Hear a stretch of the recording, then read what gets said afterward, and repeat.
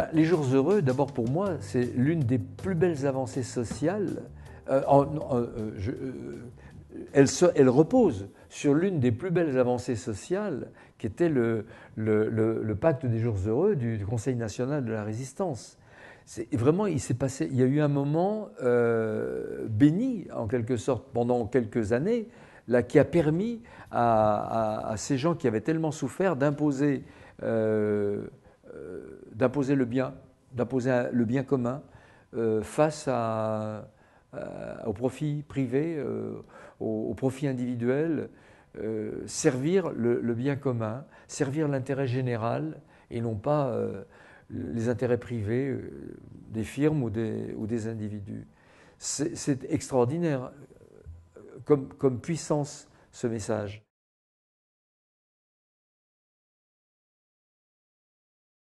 C'est justement parce qu'on constate aujourd'hui euh, une telle dégradation des rapports sociaux. On nous dit on ne peut pas faire autrement que de détricoter tout ce qui a été fait parce que la France ne peut plus supporter cela. Comment ? Elle ne peut plus supporter ça. Il ne faut pas se moquer du monde.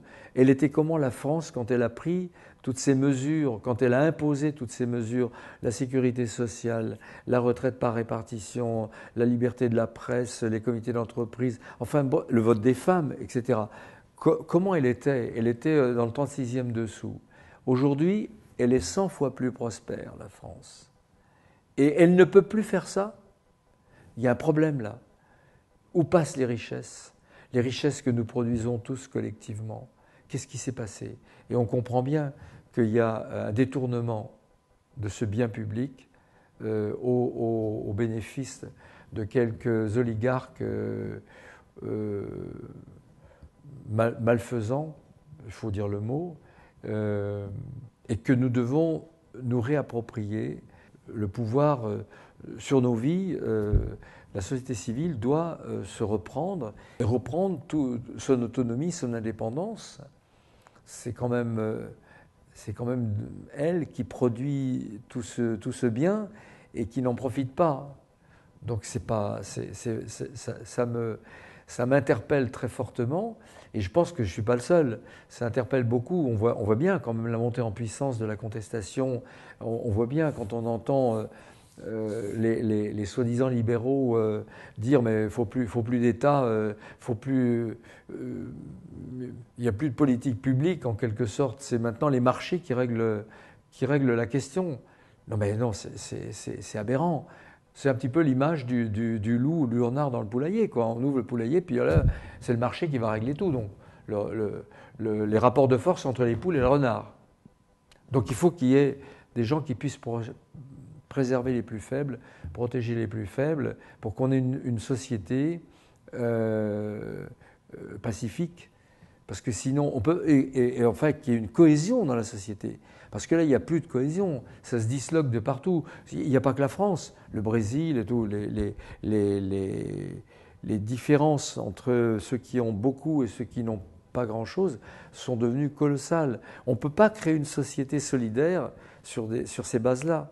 C'est explosif.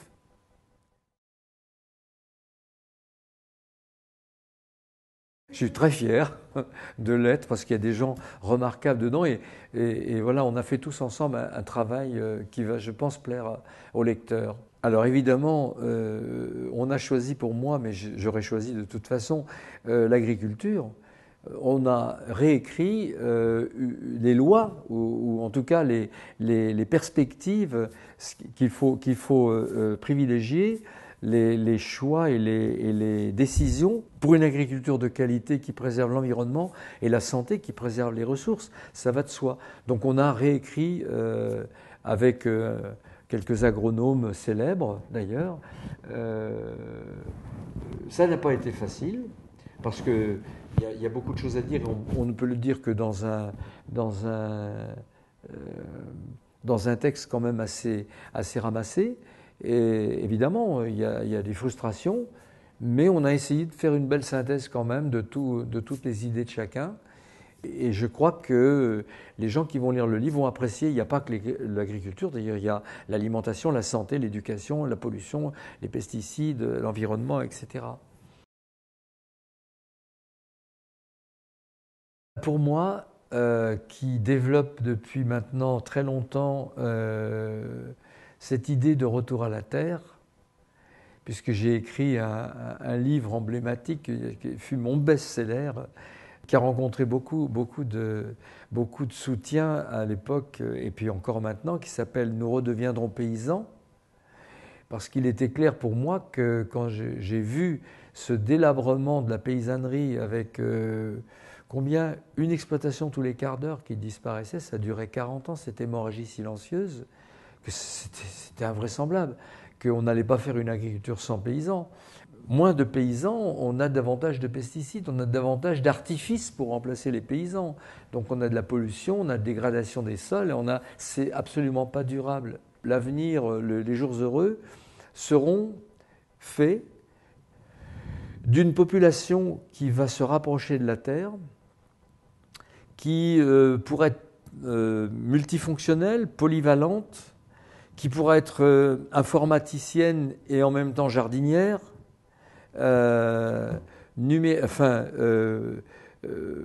mécanicienne ou électricienne et en même temps